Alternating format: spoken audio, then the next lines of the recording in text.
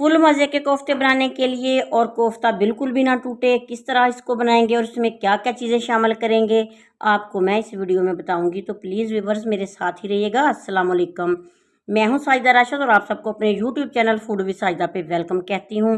सबसे पहले हमने 1 किलो चिकन धो के अच्छे तरीके से खुश्क करना है, उसको हैंड चॉपर से चॉप कर लेना है।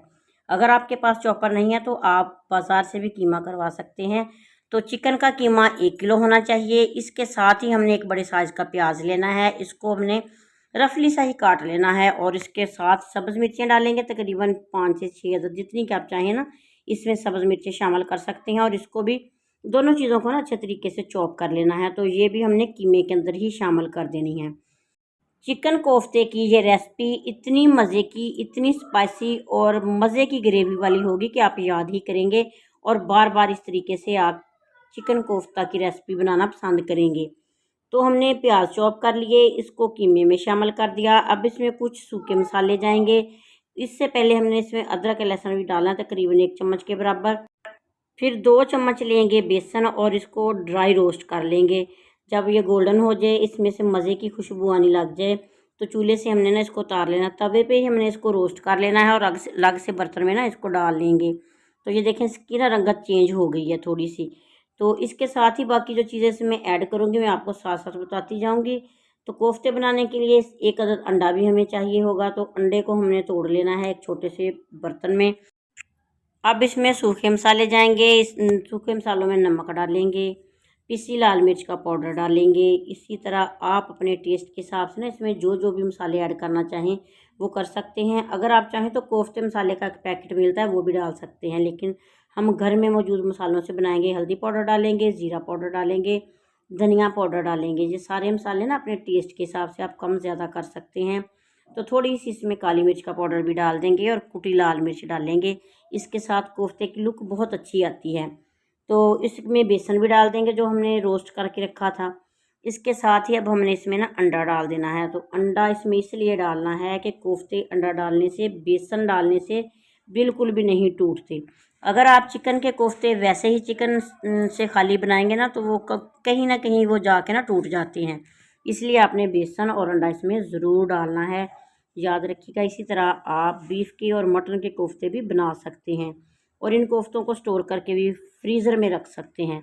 तो अब हमने इनको ना रोस्ट कर लेना है। घी गर्म हो जाएगा ना, तो इसमें एक एक कोफ्ता डाल के ना इस तरीके से इनको ना अच्छे हल्की आंच पे ना गोल्डन करेंगे ताकि अंदर तक कोफ्ते पक जाए। इसके बाद हम इसकी ग्रेवी तैयार करेंगे। आप इन कोफ्तों को बना के ठंडा करके ज़िप लॉक बैग में फ्रिज में भी रख सकते हैं, यानी कि फ्रीज़र में रख सकते हैं।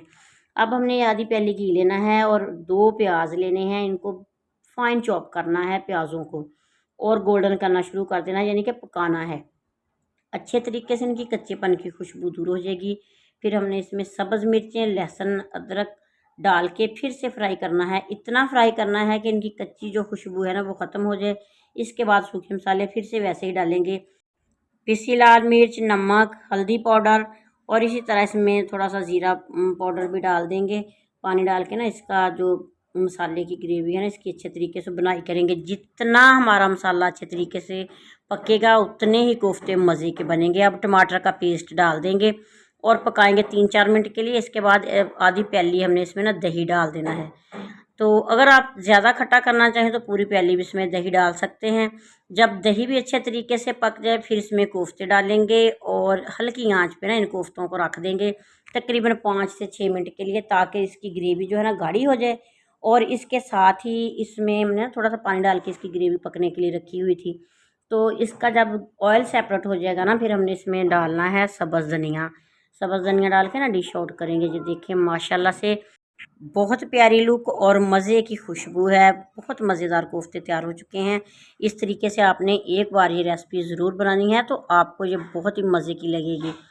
तो डिश आउट करेंगे। अगर आपको ये वाली रेसिपी अच्छी लगे, अपने फैमिली मेम्बर्स और फ्रेंड्स तक इसको ना शेयर ज़रूर कीजिएगा, ताकि सिंपल से कोफ्ते की रेसिपी किस तरीके से बनाई जाती है, कोफ्ते किस तरह टूटने से बचाए जा सकते हैं, आपको इस रेसिपी में सब कुछ पता चल गया है। तो इसलिए आप अपने ना फैमिली मेम्बर्स और फ्रेंड्स तक इसको शेयर ज़रूर कीजिएगा और जाते जाते प्यारा सा कमेंट भी करते जाइएगा।